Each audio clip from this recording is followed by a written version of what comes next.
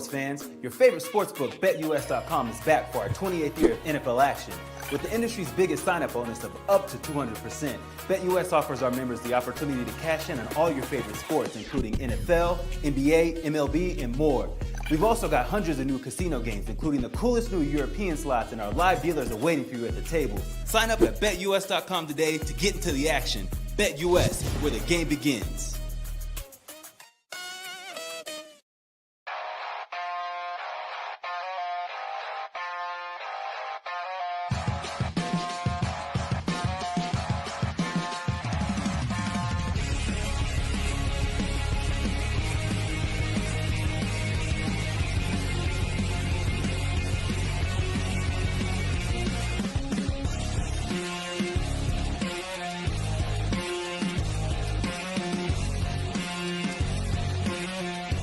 And now, broadcasting live from Las Vegas, the Snake Sports Talk Show with Jake Silva starts now. All right, here we go. We are back at it again on a Wednesday, middle of the week, and we are just stacked with amazing interviews as well with all of you guys here on the Snake Sports Talk Show, the show that never stops giving you every single take on what's happening up in sports news, wherever and however you may be watching and listening. Thanks for making us part of your day. Chase Jeff is joining us. All right, Chase, tonight it's on OKC and Indiana. I'm feeling a bit about the Pacers here tonight, but we got some great guests amongst us. Grayson, Boone, right around the corner, talking NC State football and basketball. Excited about that.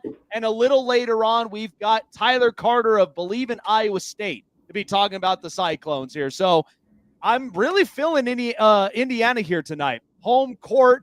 I just think OKC, I think Chet Holmgren's having a little bit of some consistency issues, at least from the start of this series. Yeah, I mean, it's going to be interesting to see what happens in terms of, if OKC is going to be able to, start hot and stay hot for the whole time. Because like we've said, if either of these teams pull out wins against each other, you're going to have your first championship for whatever team makes it all the way. So it's going to be interesting to see what's going to happen at the end there. And as far as Iowa State football goes, they've gotten better and better every year. Matt Campbell has been in, coaching talks to go to the NFL for the past 5 years now. It's just a matter of when is he going to actually get that call up to the pros. Yeah, it's pretty impressive. But to talk about tonight's game, as we've got Grayson around the corner here, to me, like I said, I'm leaning into the Indiana Pacers for multiple reasons, because after watching Oklahoma City, I just think, Chet Holmgren, he's a real good kid, and I love his play style. But I think some of the times when you come into a lot of these gridiron games from here, where it's down to the wire and you really need shots and you need blocks and you need assists and you also need rebounds, that's the stuff that can initially change the trajectory of a series and even in a game itself. And so OKC, as much as I think they've been a very good team in the West all season long, you're going across a Pacers team where Tyrese Halliburton, like we talked about last week, he's not a quote-unquote superstar right now, but he is itching his way into that conversation as years to come. He is a star, and that's where Pascal Siakam and multiple others are going to follow with him. And Pascal Siakam's a very good piece here to this roster because he's won an NBA Finals title. He's been a part of really good teams in the past. So having somebody like that is a valuable asset, and I think in the offseason, you got to do whatever it takes to extend Miles Turner. I think if you keep him on this roster, he gives you points, gives you minutes, and he'll give you exactly all of those tangibles that you need on the floor. And for a veteran piece like that, that's the stuff that really will help out somebody like Tyrese Halliburton. But I got the Pacers tonight, home court, and I think at the same time, you're in a atmosphere and not a lot of people, like I said before, you're not watching the Lakers, the Celtics, or some of these other big market teams, but that doesn't matter to diehard basketball fans because you've never really seen the setting like this where both teams are potentially going to win their first ever NBA title. But again, I think the difference maker of it is Pacers know exactly how to score in several different spurts. They could score on you fast. They could also score on you consistently and control the clock and management. They're good at that. And at the same time, they spread the ball around. So I think that's just kind of the stuff OKC, they've been good at shooting the ball. But coming into this series, it's not been that simple. So OKC, they really got to find a way to answer back. I think it might be tough. I still think it'll be neck and neck, probably go at least 6 or 7 in this series. But I've got Indiana. I've just got a very good feeling. Home court is a huge difference maker for you. So the Pacers will be just fine up at home. The Tyrese Halliburton will still continue to show his stardom, and everybody else are going to prove to you why this roster from top to bottom is the reason it contributes to an NBA title. All right, so college football, like I said, we've been talking about it all from last week, and we're continuing to talk about it from this entire week. And so joining us, talking a little bit more about it from the college football season that's coming up, and not to mention what we've learned from the college basketball season this year. So joining us, Grayson Boone, Locked On Wolfpack.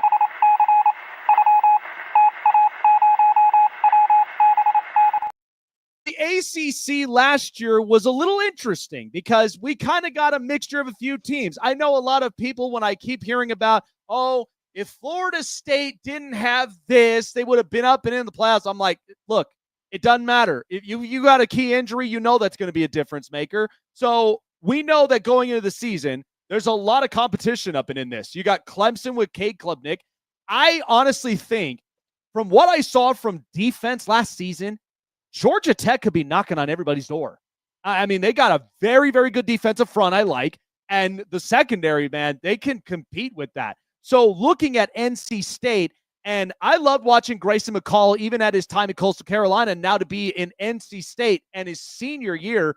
What's kind of the expectation going into this? Because I spoke with this with a lot of people in the college football realm, and especially now with no conference bids mattering for the top 4 teams in the college football playoff, it's anybody's ball game at this point, isn't it? Man, I mean, the expectations for NC State this past season, they were basically as high as they've ever been in Raleigh. And for Dave Doeren now going into year 13, never accomplishing that 10-win meter. Last year with McCall at the quarterback position and all the offensive talent you brought in, like Hollywood Smothers and Justin Jolie, just to name a couple more names, NC State fans, and I mean myself included, we all believed in unison that maybe this would be the year. 2024 could be the year of the Wolf. And then you fall flat on your face. McCall gets injured with a concussion, has to medically retire from football as a whole. And then the season just kind of whittled away after that point, to finish with a 6-6 record after in the preseason, you're talking about potentially an ACC champion, potentially getting into the college football playoff. You really can't put into words how massive of a disappointment it was. And unfortunately, it's kind of bleeding in now to 2025. Not sure what to expect now. Dave Doeren goes into year 13, closes off spring football to the media. You have 2 new coordinators, both offensive and defensive. What should we expect from NC State in 2025? I also don't have the answer quite yet. So looking at this schedule, because I think this is interesting, your first 6 games could be pretty interesting. You could kind of end up on, maybe you come away with either 1 or 2 losses in the middle of that, or you're lucky enough, you go through those 6-game slates, but then it tends to get harder. I mean, you got your Notre Dame, your Pittsburgh, and the Georgia Tech defense, and then, of course, you got now Carson Beck in Miami and Florida State that is hoping they turn the page after what happened last season, and, North Carolina now, where you got Chapel Bill now coaching up this team. That's got to be pretty interesting. So how do you think, like in the coaching perspective, looking at that specific schedule, because there's going to be a lot that they're going to have to really prepare for, because there's going to be some mixtures of some where you're going to get maybe 60-40 passing, and by the time you get in the tail end, it's all trench warfare at the end of it, right? I tell you, kind of a feature of NC State teams in years past is a relatively slower start.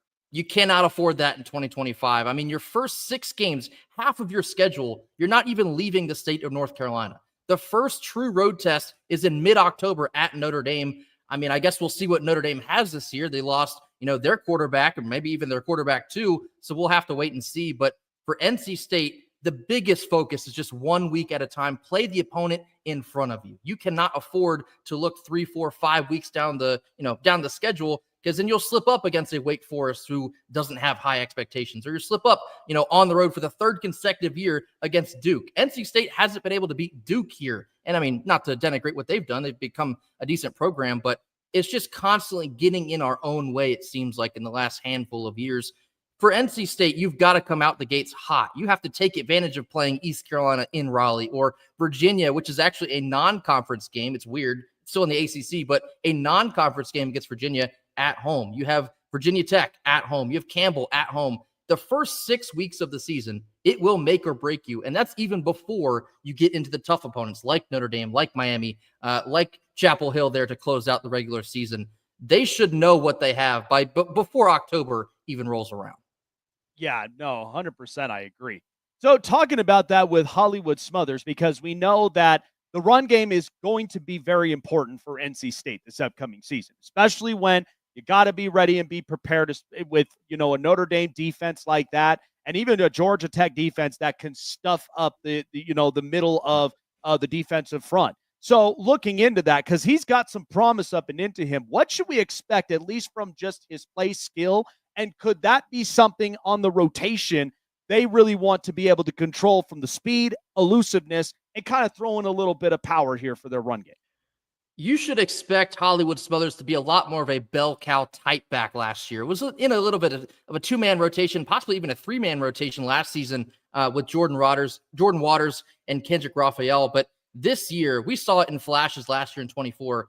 Every time that Hollywood Smothers is on the field, he's the most talented player on it. He has speed that no one else has. He has quickness and agility that no one else has. And he can score every single time he has the ball in his hands. And for NC State, you got to maximize a guy like that. You have to give him 20 to 25, if not more, carries this year, depending on how you want to balance your air raid attack as well. Hollywood Smothers, when he gets the amount of usage that he should get, he's very easily a top 3 running back in the ACC. It will be up to the new offensive coordinator and Kurt Roper and the head coach and Dave Dorn to make sure that their top playmakers are getting the ball when they need to be getting the ball.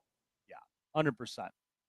Grayson McCall, I mean, I loved watching him in his time, in Coastal Carolina. And, I've always loved some of these quarterbacks that just come out of the schools you don't pay attention a whole lot to, because there's just so many of like these big namers. Like, obviously, everybody's paying attention to Arch Manning in Texas, and then you're looking at what the quarterback position is going to look like for Ohio State and Oregon and Bama with now their new quarterbacks.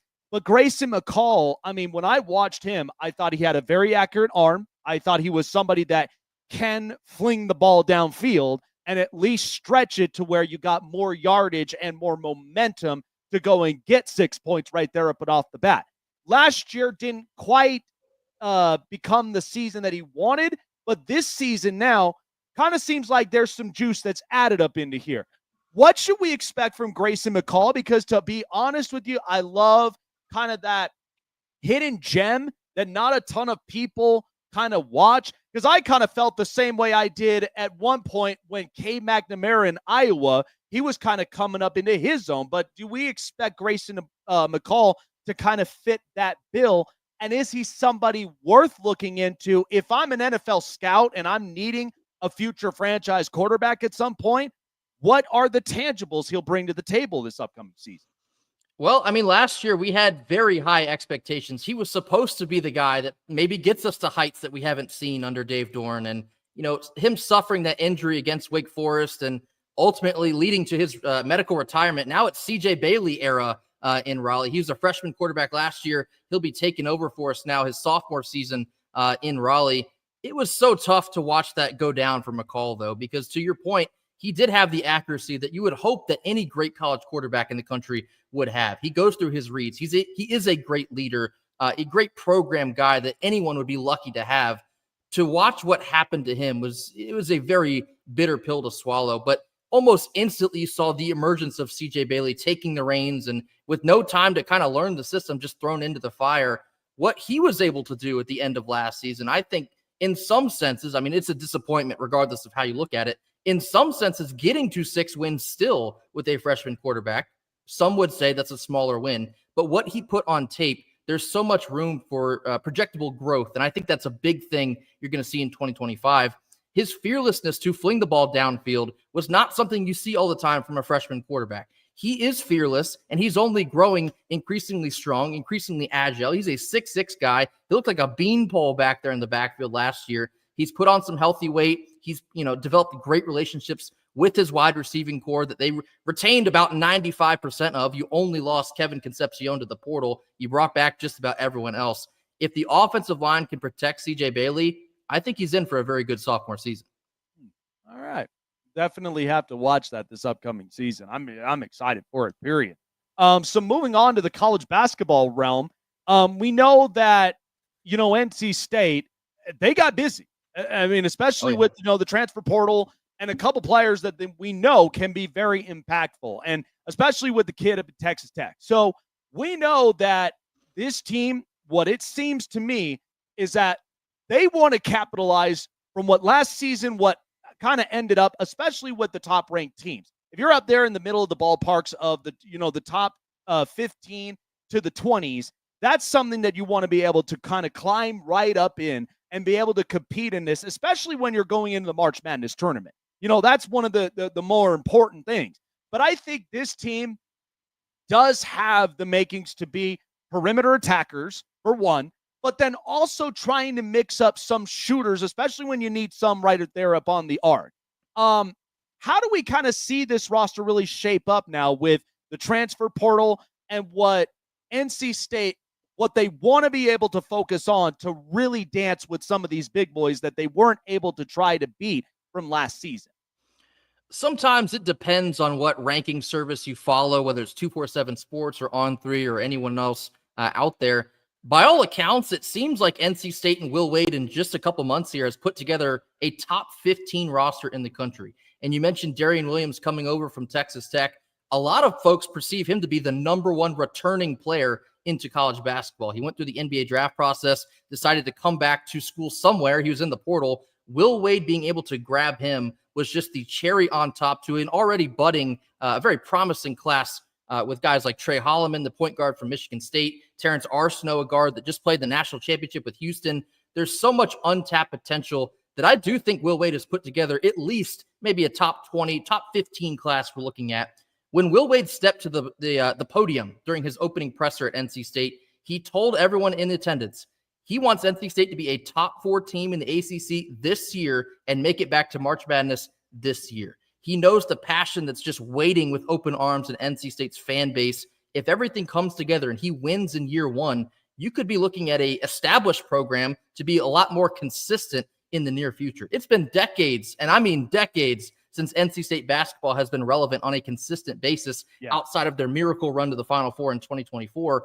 We're not trying to have that be an anomaly. We want to make it to the Elite Eight, the Sweet 16, win more ACC championship titles, possibly make more visits to the Final Four. With Will Wade, it seems like virtually anything is possible. Him being one of the top recruiters, not just in the ACC now, but in the country. I know he got fired back at LSU. Maybe he was ahead of NIL times back then. With everything legal now, there is no player that is safe from Will Wade in the portal. He can get whoever he wants, and NC State will be the benefit of that.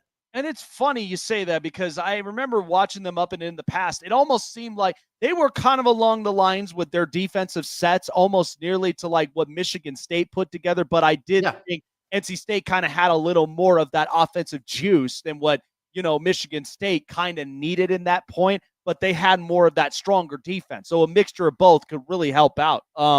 But, kind of interesting about this because I've talked with a bunch of people when it came to the NIL and the transfer portal. I mean, to me, in football, it seems to work out so perfectly because there's such a strong relationship between college and the pros. And part of that is because we get a lot of these kids that get drafted and they're ready to be day one starters or they'll be contributors on this 53-man roster. Whereas in basketball, I mean, I'm starting to see it now because the NIL, it's now starting to affect for players to want to come back to college and come back and get more of the experience to be prepared for what the NBA has to offer. We know the draft is right around the corner, and we know that the big thing of it is Cooper Flagg potentially getting drafted to Dallas. So looking into that and kind of seeing the impact of what the NIL has, does this kind of give it more of the opportunity for a lot of these college teams? Because I'm going to see a lot of big brands like Duke and North Carolina and multiple others to really play their hand. But say even for an NC State, where they really have to get ahead of the curve from it and take advantage of it, while this, I would say this open playing field right now could be anybody's ball game, even in the tournament. Yeah, it's a very interesting point. And when NC State made the decision to fire Kevin Keatts, and then Will Wade's name started floating out there a little bit shortly after that, NC State choosing to hire Will Wade, that was a conscious decision that they will be more competitive in the NIL space, in the transfer portal space, a bigger effort to chase more consistent success. For kind of, years to decades plus, NC State has been a little bit too conservative. They've been kind of resting on their laurels and kind of saying, well, the Blue Bloods, how are we able to, compete with them when they're putting together the top rosters and they have all the money? When Kevin Keatts was fired, NC State's NIL collective received hundreds of thousands, if not millions, of almost instantaneous donations. This fan base is more than ready to see a winner. And to your point, when you see Blue Bloods, I guess, kind of stumble in a sense that these other programs that are, I guess a second tier, they're starting to take advantage of this open landscape. Like you said, you might see a school like NC State almost return to their national prominence, despite like Kansas, for example. Kansas was having trouble getting some of the top players in the portal. Kansas, like we're talking about the Kansas, Bill Self at Kansas. How does a blue blood program like that have, trouble in the NIL space? Yeah. Here we are. It's a new world to navigate, but NC State picking Will Wade, that is the guy you want to be navigating this landscape. Man, cannot wait for it. It should be interesting. Again, I'm the kind that, like college football, I want to be able to like develop a relationship with these kids because I'm going to know them based upon the program they play for. And then by the time they get into the pros, I know them because I've watched them play, even, and because of even with these brand names, it'll really help out their landscape and their market down the future. A fun question before letting you go. I thought this was really interesting. So, to me, like my heart has always been set on the pros as far as being a Chargers fan. So, when it comes to an NC State alumni like Phillip Rivers, okay, he's a great man. Obviously, has built together his entire offense for his family. But I'm hearing a lot of buzzing noises involving his son, Gunnar Rivers. Now, we know that Texas is kind of playing they're kind of playing their hand while they even have Arch Manning, which they have such respects for the Manning family. But when looking at this, because I've watched some tape, Grayson, that kid can sling it. And I know that he's got the plethora from his father and then now kind of potentially getting ready to make his commitments at some point. Has NC State kind of been in the loop of this? I mean, even with, a former alumni like Phillip Rivers himself, have they kind of planted that seed and what that might potentially look like? They're most certainly in the mix. They were actually Gunnar's first offer, so they made sure that they were knocking on the door before any other schools were. And you had to do that as, your dad is the legacy player at NC State. You can't afford to let a kid like that kind of slip between your fingers. It will be interesting to see if NC State can pull off what would be the biggest recruit, ever. We're talking even bigger than his dad was way back in the late 90s. Gunnar Rivers is going to be one of the top quarterback recruits in the country when it's his time. I think he's a 2027 recruit. It's no surprise that you see Texas now involved. I think Auburn was another school that's going to be involved. I won't be surprised to see Alabama as well because that is his home state of Alabama. If NC State can land this, kind of in a similar sense of getting Will Wade as your head coach, that too, getting Gunnar Rivers to come to NC State, that will be a conscious choice that you are trying to be better than decades of what you have been. You are trying to attract the top level players, both in the state and out of the state. Hopefully in this case, it's a legacy player. If Gunnar Rivers comes to NC State, that will be the biggest recruit that NC State has ever landed. Point blank period. It would change everything for the Wolfpack program. Oh, man. And if that becomes the case, and he honestly, if he gets up to that point where, let's say, hypothetically, he plays and he's breaking records of his dad's, his former records up from there, boy, wouldn't that just be a sweet, savory story for all NC State? Oh, man. Multiple tears which would be shed, I guarantee you. Love it, man. Appreciate you for coming on by here, Grayson. Just to kind of tap in with all of our audiences here, where people can find all of your guys' content and getting locked in with the Wolfpack this upcoming season. Yes, sir. So we are the Locked On Wolfpack podcast. I'm the host. My co-host is actually a former Wolfpack defensive tackle. His name is Kenton Gibbs. You can find us on YouTube, Locked On Wolfpack. You can find us on Twitter as well, capital L, capital O, _ Wolfpack. You can find us online there. That's basically our main two sites we run. I have my personal Twitter, which you can find me on there, Grayson Boone. Same for Kenton as well, Kenton Gibbs on Twitter. But yeah, anything NC State at any time.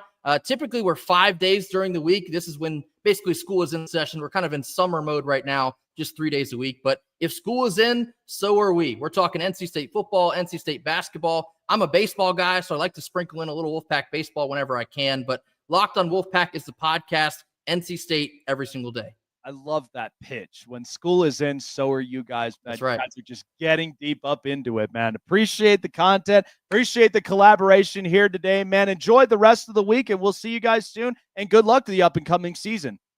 Appreciate you, Jake. Thanks for having me. No problem. Man, well, there you go, man. I mean, hey, wouldn't that be something? Gunnar Rogers literally going to NC State and following in his footsteps of his dad, Philip. That would just be screaming, like just NC watch State. him be better than Philip too. Watch him actually win a Super Bowl with the Chargers. Boy, if that becomes the case, that'd be just straight insane. I wouldn't even know what to say. I don't know if he would be proud or if he'd be pissed. He's like, damn it, I spent that entire time there. I think he probably would be proud because of the fact of like, this is your kid and he's doing like the most improbable thing. You know what I mean? And for him to maybe potentially do that, I mean, that wouldn't be out of the question. But no, it definitely wouldn't. But like, you know, it's always insane to think about because like you look at Arch Manning coming in here and he is the nephew of Eli and Peyton. Yep. And if he can go into the league and let's say he gets drafted by the New York Jets for some reason. Yeah. And turns them into a Super Bowl championship or a Super Bowl champion. Like he could go down as the greatest Manning to ever play. Yeah. No, he could. Absolutely. Because like you don't know like with the technology and stuff like the VR headset stuff that people are doing now and then also the resources of having his two uncles show him the ropes and stuff and like how to get past certain obstacles. Like he by far could be the greatest Manning we've ever seen play. No, 100%. Couldn't even agree more. All right. Well, just a quick commercial break here before we end up getting into our next guest that's going to be coming on by here. Here's our ad from our good partners at Muscletech. Snake Sports Talk Show is sponsored by Muscletech, with hundreds of supplements and vitamins to choose from, all packed with 100% all-natural proven ingredients. You can be sure that Muscletech will give you the edge and the boost to train and look like your fit and healthy best, whatever your goals are. Try Muscletech today and use promo code SNAKESPORTS to save 30% off your purchases. Oxtal, Iowa State, and man, we have not been taking our foot off the gas pedal when it comes to college. We've already got it started with NC State, and now we're moving on into Iowa State, and it's going to be interesting to see how the conference itself shapes up. But this team, I've had great respects for Iowa State and their products that they have put together, especially for what we may potentially see with their future star wide receiver in the NFL as of this year. But joining us to talk more about it and believing in the Iowa State Cyclones, here is Tyler Carter here joining the show.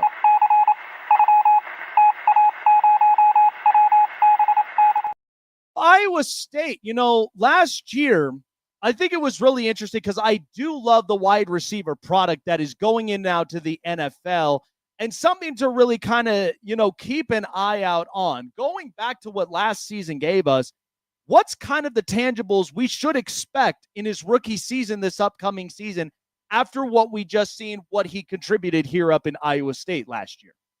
I definitely think that with Jaden Higgins and Jalen Noel, I was the Iowa State football uh, account on Twitter actually showed him pulling in an insane one-handed catch. His player comp is something similar to Nico Collins. So I think it would just be more about the same. And also expect Jalen to maybe get some time. Since he's going to be more of a sort of a Tank Dell type of build, since Tank Dell's going to be missing some time, I expect Jalen to get some snaps. All right. Well, good preview there for the upcoming season for the Texans here. So talking about the schedule up and coming for the Iowa State Cyclones, and the Big 12. I mean, last year there was a lot of shakeups. I mean, you started to see Kansas come in, play spoiler, and then Arizona State makes it in to the college football playoffs. Now, granted, I love what they're doing there, but there's definitely some competition that's even heating up from here. And I live here up in Colorado, so of course, it's going to be different with Dion. Without Shador and without Shiloh, now you got a new quarterback, new system, and hopefully they develop the run game. What's kind of something you've been breaking down about Iowa State to be expected for this upcoming season after what we just witnessed with the Big 12, how the conference shaped up last year? So with Iowa State, I think for me, one of the concerns that I have coming into the season is the run defense. If you look at there was an interesting stat last year. Iowa State was ranked 15th in the Big 12 in run defense. But if you look at the stats, I believe in the last 6 years, they were like second, sixth, fourth. They were basically ranked in the top half of the Big 12 in run defense. And last year was an outlier because they were just decimated at the linebacker position, which sort of affected their run defense. Now, on the offensive side of the ball, I think Rocco will be a good guy. They got two receivers from the portal. They had Chase Soul from Eastern Carolina, and they have Xavier Townsend from UCF, who was a childhood friend of Rocco Becht. So they already have that rapport. But I really think that the key to this season, I think, is going to be improving on the running game. Carson Hansen had a good year last year. Abu Sama, we'll see if he can have a bounce back year. He struggled a little bit last year. Everybody thought that he was going to be the feature back, but I think it's going to be that. And then look for the tight end room to be a big factor this year with Gabe Burkle coming on, and then Benjamin Bramer as the number one guy. So looking into it, we'll talk more about on offense, but, focusing up and on defense, because we know, like, when I look at the Big 12, I think, with certain offenses, they're kind of mixture. They can mix up a bit. I feel like there have been some teams that have been more pass heavy than they have been throwing in some run game. So when you look at Iowa State's defense and the focus that they want to go into, especially with these opposing offenses, because you're starting out the season against Kansas State, and that's one that we know is going to probably be somewhere of a ground and pound game, but then throwing in mixtures of some passes. But, I don't think there would be much of issues with Colorado unless they figured out the running back, position. Right. But is there kind of some things you're kind of leaning towards this season when looking on it defensively that they want to really improve, but at the same time make a statement against a lot of these opposing offenses in this conference? Now, yeah, of course, like I said before, I think one thing they're going to key on is the run game. They're going to have their star linebacker back, Caleb Bacon, who was out for most of the year last year. Carson Willick, who is coming into the fold, who was supposed to be starting last year, who missed out on injury. There's Kel Brzezina, who was a good starter, who made his first start at Kinnick and had an excellent game. So really, just the health of that linebacker, and I also think that they run a 3-3-5 with that, and that usually slowed down the spread offense. But I will see that we possibly maybe see a 4-2-5, maybe to increase and actually create some pressure. Going to be really interesting for sure. Looking into it, I thought Rocco Becht had a pretty good season. So ultimately, almost slinging it for 4,000 passing yards. Ended up with 3,500. But I do think that there were points, even when you had Jaden Higgins and Jalen Noel, where you had a bunch of those kind of sharp route runs, especially for the route Oh tree, yeah, and you also had a lot of those deep threats. So right. now having a new receiving core here for Rocco Beck, what should we kind of expect of that, even with his play game and really kind of utilizing more of that aerial attack? I think this year, I think one thing that we've been talking, me and Cody, my co-host, we've been talking about it is just for Rocco to be more accurate to maybe get. I think if he was at like 60 or 61%, if he can get up to like 65 or 66, and I think using the tight ends and that tight end room, which is very, very talented. I think you're going to see a lot more throws to Ben Bramer and to Gabe Burkle. Also, maybe watch for Tyler Moore too, as he's going to be playing the H-back position. So basically, getting everyone involved in the passing offense, and not really relying on the receivers. Because if you look at it, a lot of times last year when Rocco was in trouble, he had Jalen and Jaden, who was the only tandem last year to get both 1,000 yards receiving. Yeah. Oh, it should be interesting to watch for sure. Because it's funny because I'll get into it as our last question before we end it, but I think it's just been interesting, with the quarterback room and the offense that they've built in the last couple of years. Yeah. Really, really something to watch. So moving on to, basketball, because I loved with what Iowa State brought last season. And I do believe this could be a team to really capitalize what they got last year. And I saw much spurts of very good defensive play. They've also really opened up a bunch of spots even within the perimeter. And I do think even with this NIL and the transfer portal, just in the last interview, NC State's been kind of getting busy on their end in the ACC. But Iowa State, has there been some things that they've really looked at with their roster and chemistry that they really want to kind of double down on and build upon from what we got last year? Yeah, so last year they did really focus more on the Porter and more of the offensive side, but that sort of did bite them. But they're to where defensively, where they were, like obviously they're still top 25, but usually with these last few TJ odds teams and the early odds teams, they were like top 5 in defense, or maybe you maybe probably will see closer something to what the 2023 team was, the one that made to the Sweet 16. It's gonna be a mix of a lot of young talent, but we also have Joshua Jefferson coming back, Taman Lipsy leading the team. We have Milan Momcilovic coming back, and then we have some talented freshmen in. We have Killian Torrey, we have Xavier Mitchell. So we really have a nice talented roster, and we really do have a stacked non-con,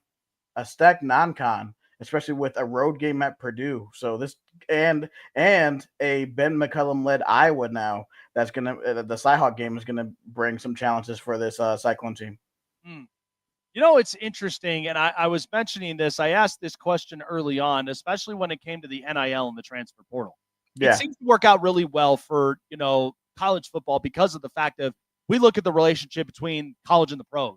And we've got guys that are day one starters right off the bat, or they could be contributors on the 53-man roster, however way that they can.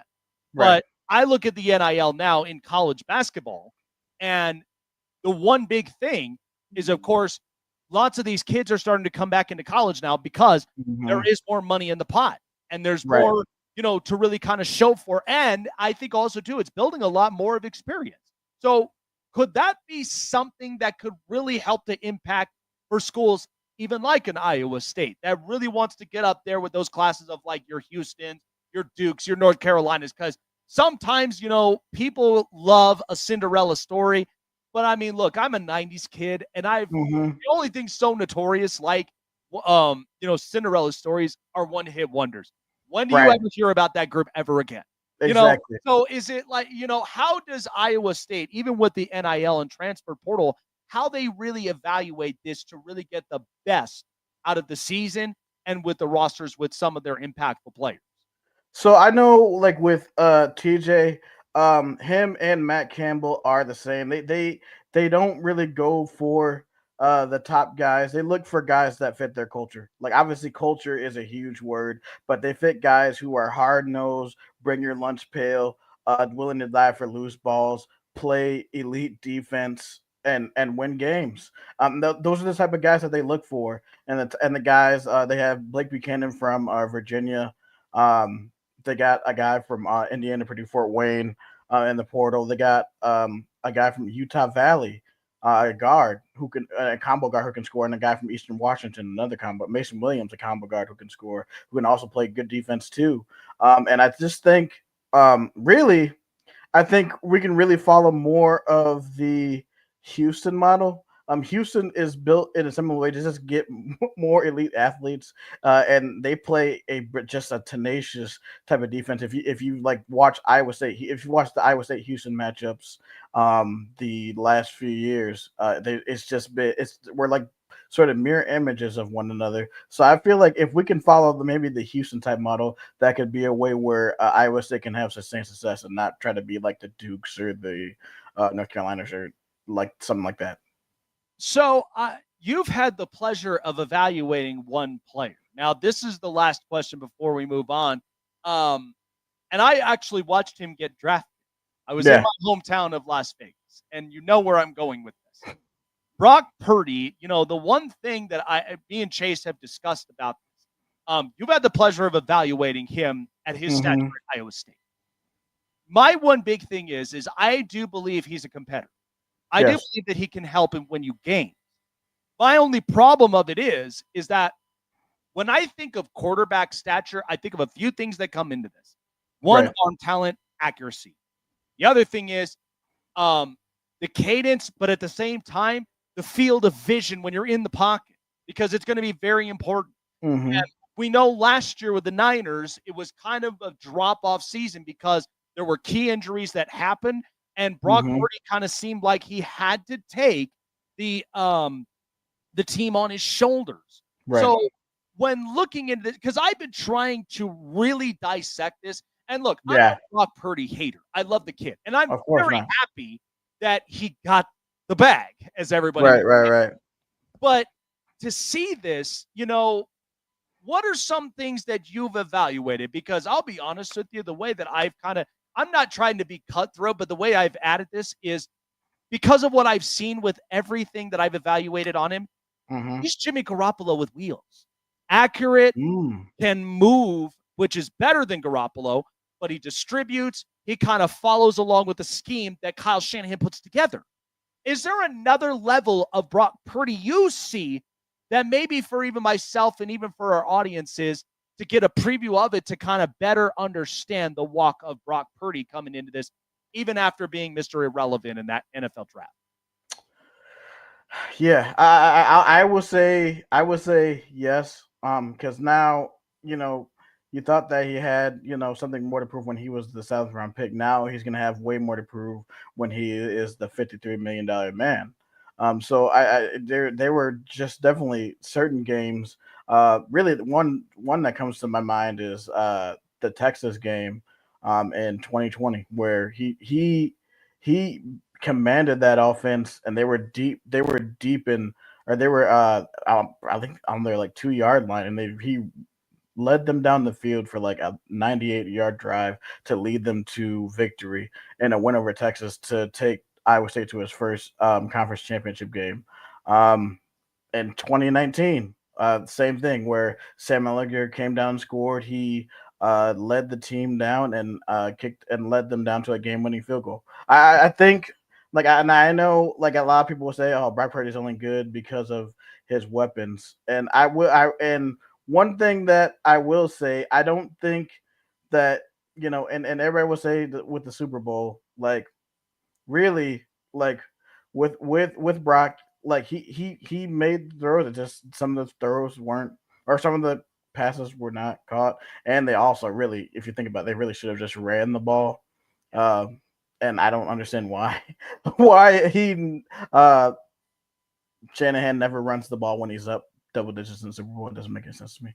But yeah, no, it is interesting because, again, it is definitely a conversation that's really like hit the minds of a lot of fans that are trying to figure out what Brock Purdy truthfully is. And again, to me, I'm all about the player getting theirs, but I'm also going to hold them to a high expectation As you that should, they're yeah. the guy that should lead my That should team to lead to victory team, and right. that should lead by example at the same time as well. Right. Be interesting to see what it is. I mean, this could be an interesting schedule for the Niners, but even for an Iowa State product and what he brought to the table for the Cyclones in his tenure should be very promising for the 49ers in the future as well. Well, yeah, I mean, he brought, I mean, basically where I would say now, it wouldn't be that without Brock Purdy. I mean, I think about we're going to reminisce real quick. I remember him coming in against Oklahoma State. I'm like, man, we're 1-3. We need a boost, man. And he just came out and just threw off his back leg to Hakeem Butler. And basically, he I think he threw for like 350 and 4 touchdowns in that game. And then the next week, he was stellar against number 6 West Virginia at home, the debut of the all black jerseys. So I mean, you see that, and there was a point where Iowa State was 16-1 at home with Brock Purdy as a starter. So like I think he and a whole bunch of others in that 2018 class changed the culture of Iowa State football and basically where it is today. To see where Iowa State is today, it wouldn't be this without Brock Purdy. Oh, I love it, man. Absolutely love it. Tyler, appreciate you for coming on up onto the show. We're tapping in with all of our audiences here where people can find you, and even for some that definitely haven't seen any Iowa State content as of recently, but where they can tap into and keep on believing in those Cyclones the upcoming season. Yes, we are Bleav in Iowa State. We actually have 5 different forms of social media. So here they are on X/Twitter. We are on called Bleav in Iowa State, at Bleav in ISU. That's at Bleav in ISU. Facebook page at Bleav in Iowa State. On TikTok, we're at Bleav in Iowa State Podcast. On Instagram, we are Bleav in Iowa State. And for YouTube, check out our content on Bleav in Iowa State. Really check out, and I think you'll love the TikTok page. It's blowing up. So check us out there. You can check out my co-host. He is Fomet Camp. He's actually a student at Iowa State. So you'll definitely get to hear a student perspective from him. I can be found at Side Tie Guy. And yes, Bleav in Iowa State and Bleav in the Cyclones. There you go. Love it, man. Appreciate you for coming on by, Tyler. Enjoy the rest of the week and good luck to the up-and-coming season. We'll see you soon. Thanks, man, and go Cyclones. You got to love that for a college setting like that, man. And especially when you got a lot of those diehard guys that just love a lot of their collegiate schools. I mean, they're in it. I mean, like I said, you're in the heart of Columbus. So you're obviously going to see a lot of those diehard Ohio State fans because they're just every Saturday. It's just going to be a packed house. It'll be an entire Red Sea at the end of it. Yeah, it's going to be very interesting to see, what comes about around here. It's and Iowa State's been producing a lot of talent over the past, 5 years, ever since Campbell got there. They've been bringing in talent into the NFL every single year. And it's going to be interesting to see what happens if and when he leaves for the NFL, just to see what's going to happen. Well, while we tune in, because we got a couple of minutes left here up and onto the show, because I got something to say that with everybody that has all been thinking George Pickens ain't going to be that kind of receiver.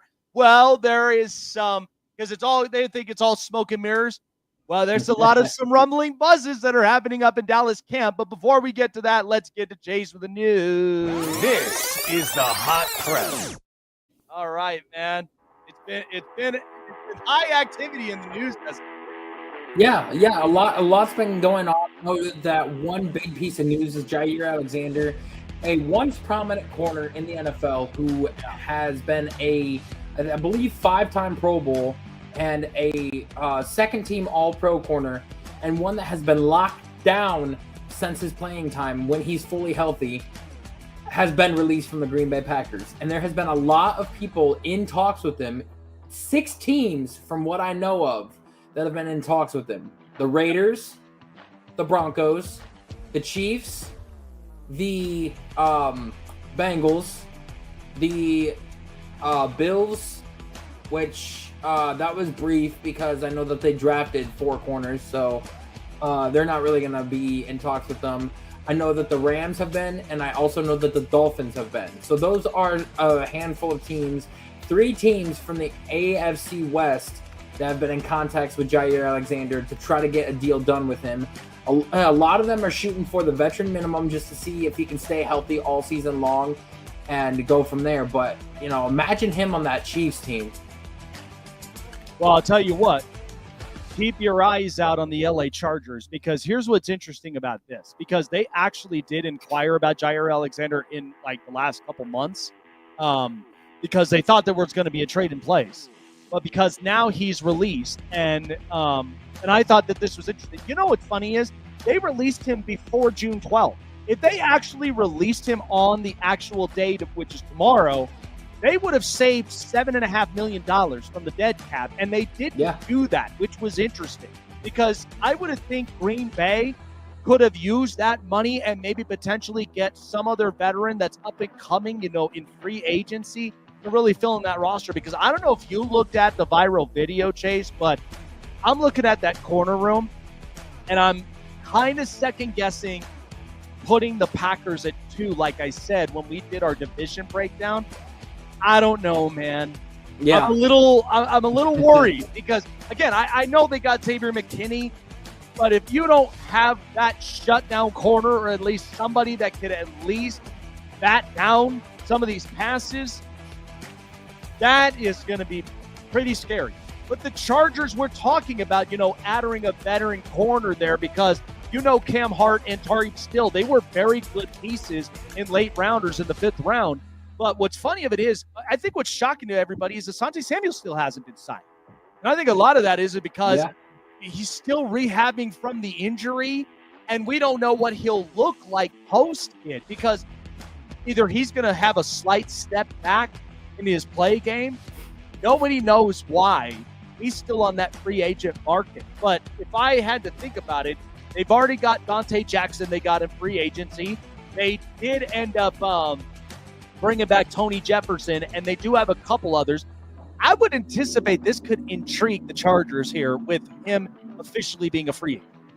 I mean, it very well could be. Other wildcard teams you could look at is like 3 teams from the NFC East, the Cowboys, the Eagles, and the Commanders also, because I know that the Commanders have been hardcore looking for corner help, which is why they acquired Marshawn Lattimore last season during the middle of the season and everything. So I wouldn't be shocked if the Commanders jumped in on that. But speaking of the Commanders, we're going to stick to some news about them. Terry McLaurin has not shown up to mandatory minicamp because he is awaiting a contract extension. And my thought process is, why haven't you signed this man? This man has been one of the most consistent and healthy wide receivers over the past, 5 seasons, and has been showing very consistent play with very up and down quarterback rooms. And this was Jaden Daniels' top weapon last year. And yeah, you got Deebo Samuel, but you cannot afford to have Terry McLaurin unhappy. Well, and I think the other thing was, because we talked about it from last year, this was a shocking team because everything was brand new. Ownership, GM, coach, quarterback. Everything kind of seemed a shocker to everybody because they were not supposed to be this team making the playoffs, going further into the NFC Championship the way that they did.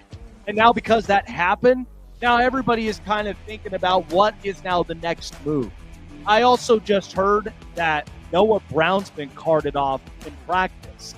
Yep. Something is telling me this might be a bit of a drop-off for someone like Jaden Daniels. I love the kid, but when you have that happen, at least with your weapons, I know they got Deebo, but if this became a problem with Terry McLaurin, and I think they'll get something done, but if they don't, and he becomes a trade piece, what's funny is there's been some silent teams in the backgrounds that have been in silent talks with Terry McLaurin. And there's a couple of them that could really boost up their offense. But to me, I just think, you do not want to be in full reliance on Deebo Samuel. Even after with what we've seen weight gain and what happened, up in San Francisco, I just don't think that would be very much of a dynamic offense than what it was last year. I just don't see that. You already lost De'Ami Brown. So it's like, what are you really going to gain from this? Yeah.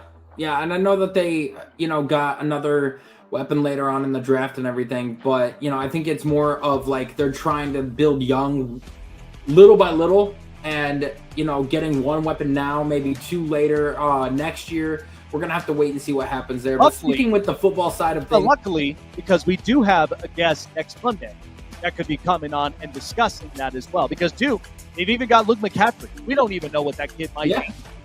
Be interesting.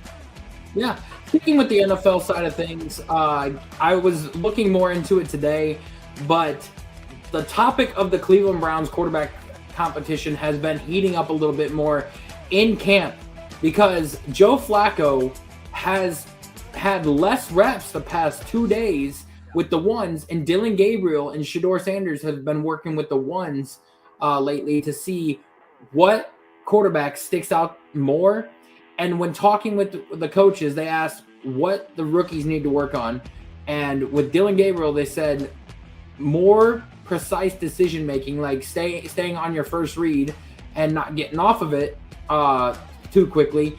And then with Shedeur, they said work in all aspects and or get as many reps as you can.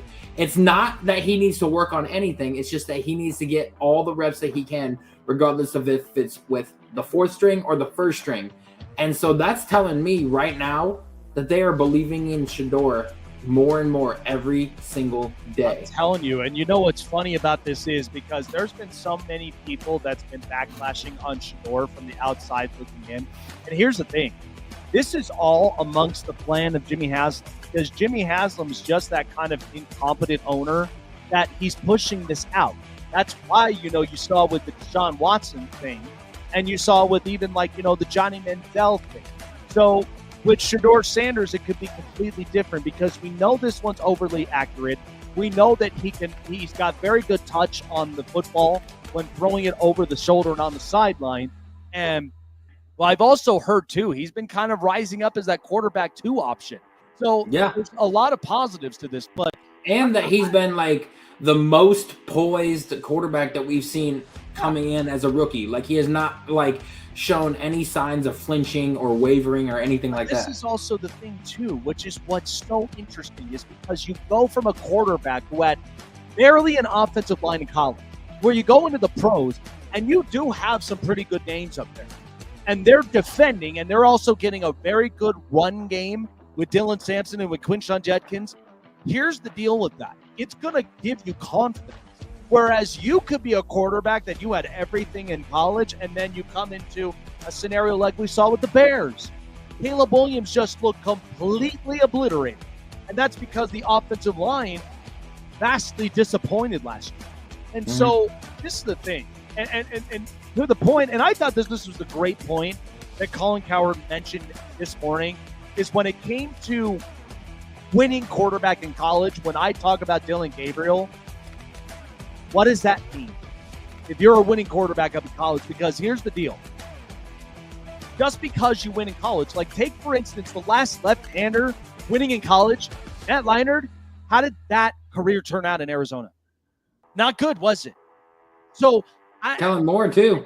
Kellen Moore was also another one. He went undrafted and goes to Detroit. And granted, he at least got a couple starts with the Cowboys, but he didn't even have a long career either until now he's the head coach of the New Orleans Saints. So the thing about it is with Dylan Gabriel, I think he's a very good kid, and I do think he can be accurate. But you know what's funny of that is, it's funny you mentioned that. That's exactly the first thing I would assume would be the thing that Dylan Gabriel would have to work on is that first read. Don't take your eyes off of it very quickly. You have a first read for a reason.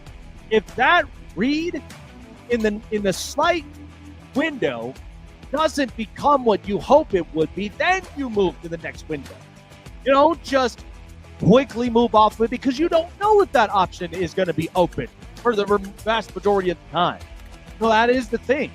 And there's also slight talks as well. I don't know if you've heard about it. and some people are kind of putting out this rumor, but apparently if come down the preseason, if Dylan Gabriel was to be up and on this market for whatever reason, this is just hypothetical talks, Miami could be an interesting team. And you know what? I'm not surprised. But yeah, I just think Dylan Gabriel, there's a lot more to his craft that he's got.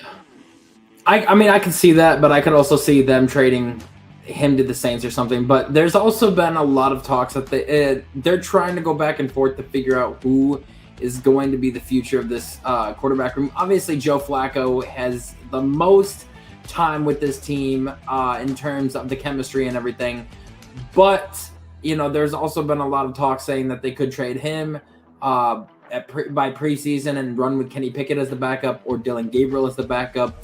We don't know. My opinion, I think it's going to be Joe Flacco to start the season, Shador to be the backup, Kenny's going to be cut, and Kenny's going to stay on the roster as the emergency third quarterback, and then Dylan Gabriel is going to be cut and or traded to the Saints or whatever QB needy team is going to be out there. But right now, I am loving every single day what Shador is bringing to the table. Yeah. I have said from day one, ever since I seen him saying, like, I think that this could be the guy that could change around the Cleveland Browns, just because the attitude, the way he goes about things, and the way that he is presenting himself and, you know, looking at practice, because he looks the most comfortable out of all the quarterbacks besides Joe Flacco. Yep. And a lot of people didn't think that he'd be that talented of a quarterback, all because of just his association with the dad.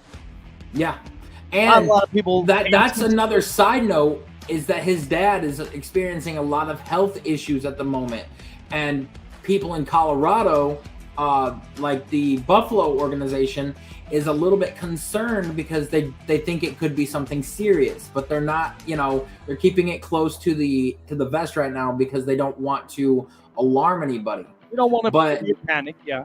Yeah, but Shador said that he is, you know, talking with his father and everything, but he is focused more on mini camp and more on the Cleveland Browns than what he is about his father. And he says that when practice is over, and he's just like, when I am done and I leave this building, that's when I call my dad. He's just like, when I am here, I'm 100% focused. Yeah. I am not worried about what's going on the outside. I am more worried about this team when I'm in this building. The moment I step foot out of this building, that's the moment I call my dad. Yep. There you go. And like I said, as you should, because that's your priority. That's your job number one right from there. And should be expected. So. Yeah. All right. There was Chase of the News. This is the hot press.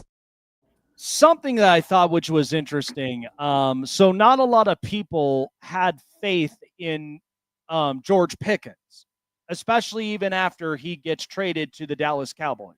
So lots of people felt like, you know, George Pickens, he's that cancer in the locker room. He's this and that. Well, this is kind of interesting because the way that I broke down the George Pickens deal, I think he's going to go off. I don't think he'll be the number one receiver type, but because you are associated with a number one receiver, this now allows Dallas to really be mobile with their offense. What do I mean by that? George Pickens, if you look at it, he's only been in the league for 3 seasons. And he's played in 17 in the first 2 and 14 in his last year 1. And has averaged about an amount of between 55 to 62 catches per season. And he's only had at least 100 targets thrown to him in 23 and 24. He's only had 1,000 receiving yard season, almost cracking it again in 24. But we know the scores have been interesting. 4 touchdowns his rookie season, 5 touchdowns the sophomore season, and 3 this past season. Well, it's because look at how the trajectory of the Pittsburgh offense was compared to what he will be in Dallas. Because I don't think he'll get nearly up to 100 targets because a lot of that is going to be on CeeDee Lamb. But what Dak is also known for is he is the kind that will feed a lot of his offensive weapons. It's just what he is. You go back to the time when he threw for 5,000 passing yards and how efficient that he was, and he was also a very scoring capable quarterback because he was putting it into a lot of those holes. He was putting into a lot of the guys' hands. CeeDee Lamb, Brandon Cooks, even, his tight ends, whether it was Dalton Schultz or it's his tight end now, and there were a couple of other receivers. Now, they haven't had a consistent number 2 receiver in the last few years, but having George Pickens up from here changes the plethora of it. And the reason of that is because Dak just restructured. So did CD. You want this team to go into the playoffs. That's what the Dallas Cowboys want. And for George Pickens, when everybody's saying that he's a cancer and all the rest of it, lots of buzzes I've heard in Dallas's camp, he's actually emerging. Okay, he's only been in 3 years in the league. And what I expect from George Pickens, I expect him this up-and-coming season. He'll probably have somewhere between 85 targets to about maybe 90 if you're lucky. 85, 90 targets, that's about a good amount. And he'll end up with 65 catches, go for over 1,000 receiving yards for the second time in his career, and I think he'll score 7 times. This is what a breakout season looks like. And the reason of that is because you have a more matured quarterback. You're not in a hole to where you are dealing with quarterback, purgatory with what the Pittsburgh Steelers have been dealing with since Big Ben retired. And not to mention that the offensive line will be completely healthy. And you are going to be in a different room. So that's the part that I'm excited about with Dallas, is because with George Pickens now being there, and we know how much that they traded for him. But this is going to be one of those parts. And what's good about this is George Pickens has not even gone into contract extension talks, because you're going to be there to see what the year goes. I think he's worthy of a 3-year contract extension if he gets it. If he has that season, Chase could agree with me on this. This could be a 3-year extension. If you have a season like that, 65 catches, over 1,000 receiving yards and 7 touchdowns, that's a good enough 3-year contract extension. It may not be to the plethora of like a CeeDee Lamb, but that's good enough to be a number 2 receiver on this roster. So for many people that don't think George Pickens is going to be that kind of receiver, I'm just going to tell you right now, and you've heard it from me, this is exactly my prediction with this. 65 catches for the 90 or 85 targets. You'll have 1,000 receiving yards, maybe even a little more than that, and 7 touchdowns. You know who that's comparable to? Go look at the number 1 receiver who lives here in Denver. That's Courtland Sutton. Okay, that's nearly Courtland Sutton numbers. I think he'll honestly have a season like that. So it's interesting. And I mean, again, wide receivers we know speak up a lot, and they tend to do that. But they do that for various reasons. But to me, I'm the kind that if you think that you are bigger than the team, I'm going to trade you. I'm going to trade you, and I'm going to get, some hefty picks. But here's the deal. Wide receivers, they're getting heftier every single season because of the draft. There's lots of receivers that can come out of here. But I think what the difference is in the last few years with Pittsburgh, they've traded away Martavis Bryant. They've traded away Antonio Brown. They've traded away a bunch of other receivers, and they traded away George Pickens. Because of what? Character issues. But here's the difference with this. I think because you're around Dak and you're around this offense, that I think could be the light there. But it just depends, because you got Brian Schottenheimer running the offense now instead of Mike McCarthy. But think about this. What did Brian Schottenheimer, even as an offensive coordinator, what was he able to let Dak do when they had a run game? When they had, this kind of... Was he the one calling the plays? I mean, it was Mike McCarthy. And then this is the thing. It's not a ton of times, but he did set up some of those schemes that was allowing for Mike McCarthy to go and do his thing. Because, again, why is it that Mike McCarthy hasn't gotten the job? That's the thing. And I do anticipate... Because he wanted to take a year off, that's why. Well, and I know... Well, we all know that answer. But the Saints offered him the job, but he turned it down. Yeah, because... But the thing is I don't even want to be dealing with that hell. Why would I want to end up getting, like the Saints offered him the job. He turned it down. Like he could have a job right now. But he could have a job right now. I mean, hell, he could have probably had that Jacksonville job. But here's the thing. Jacksonville's probably thinking to themselves, well, we just had Doug Peterson. Why would we honestly do this again? Why would we do that? That's why they won't go in ahead and got Liam Cohen.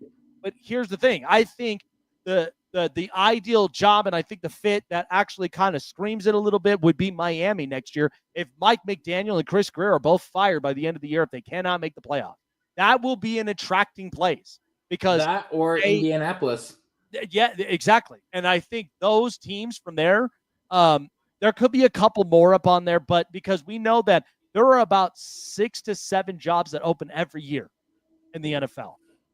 But I do believe this with Dallas. If you do have the relationship as of right now with this offense, it's one thing even if you get a different coach, but you've got familiar players that are very familiarized in the last, 3-4 seasons, even longer than that. And you have, an offensive line that's only going to get better from here, especially after they drafted Tyler Booker. That offensive line could look very different. And again, the run game, I know they got Javonte Williams, but maybe this could be a resurgence for him. There's a lot of unknowns from here, but the only thing I do know is because of what Dak's decision-making is. You now have a capable number 2 right there, because I wouldn't say this for Jonathan Mingo. I wouldn't say this for Terrence Williams or Michael Gallup or any other receiver. I'm only specifically saying this for George Pickens because I have seen him in Pittsburgh. He is capable of getting the catches. He is capable of getting open and getting those scores. That's why I think the perfect comp that you could put there for him in this type of season is Cortland Sutton. Give or take. Because they both kind of, they both kind of played the same similar style. But he won't have to be the reliable receiver. That's all. That is all CeeDee Lamb. But then that also means Dak doesn't always have just one reliable target. He now has multiple. So this is why I think this could push for a Dallas offense that could be very interesting this upcoming season. It could. Yeah. But I'm telling you, the character thing and what's happening up in Pittsburgh, you really think George Pickens was all that issue? And he comes into Dallas and he's obviously resurging right now? There's a reason for everything.